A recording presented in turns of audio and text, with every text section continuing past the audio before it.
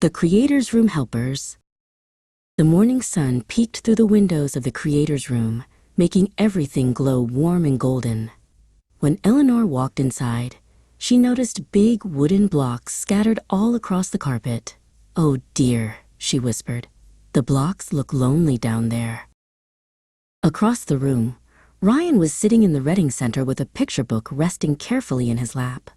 He looked up and gave Eleanor a cheerful wave. "I'm helping the books find their homes," Ryan explained proudly. Very gently, he slid a book onto the shelf with the cover facing out. "We use gentle hands," Ryan said softly, "because the books belong to everyone." Eleanor spotted a shiny book about stars hiding underneath a beanbag chair. "There you are," she giggled. She picked it up carefully, dusted it off with her sleeve, and tucked it neatly onto the shelf beside Ryan's book. The shelf looked happy again. Then Eleanor looked back at the wooden blocks scattered across the carpet. "I think the blocks want to go home too," she said. Ryan nodded quickly. Together, they lifted the blocks one by one. Clunk, stack, tap. Some blocks were tall rectangles. Some were tiny squares. One long block became a silly pretend telephone before Ryan placed it into the basket. Eleanor carefully stacked the biggest blocks on the bottom so the tower wouldn't tumble.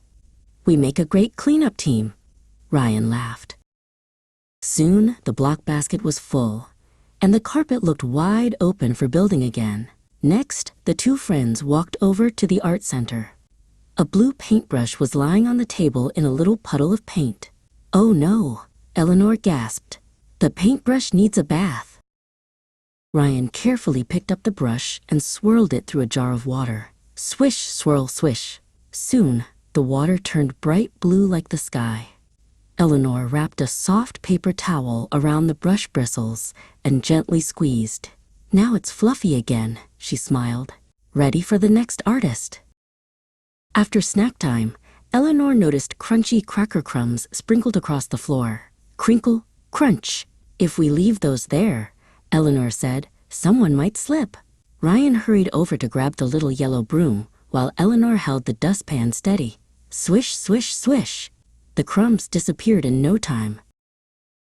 The Creator's room began to sparkle. The books were back on the shelves. The blocks were tucked neatly into their basket. The paintbrush was clean. The floor was tidy. Everything felt calm, cozy, and cared for.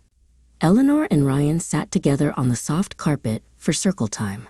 They looked around their bright classroom and smiled. This wasn't just a room filled with books, blocks, and paint. It was their special place to learn, create, help, and belong.